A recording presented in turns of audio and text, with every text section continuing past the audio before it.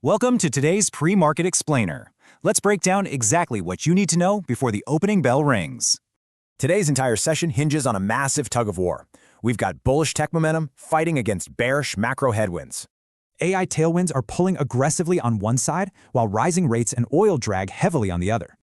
Looking at the futures setup, the Nasdaq is clearly leading the charge, trading well above fair value this morning. This builds perfectly on yesterday's massive AI momentum from giants like Microsoft and Lam Research. Overseas, the hype is real. South Korea's Kospi index absolutely soared 17.9% in Friday's session. Traders there aggressively rode the semiconductor coattails of heavyweights SK Hynix and Samsung Electronics.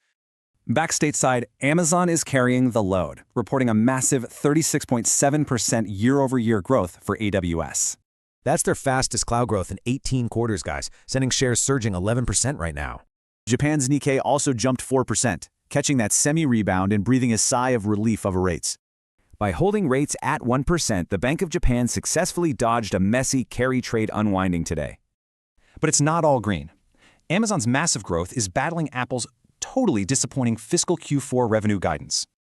Apple's down 8% on supply constraints and negative FX, acting like a giant wet blanket on the indices.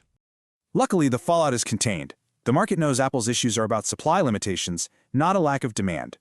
Shifting gears from tech, we really have to look at the macro headwinds threatening to derail this rally. WTI crude oil prices are stubbornly moving higher, up 1.9% to $85.22 a barrel.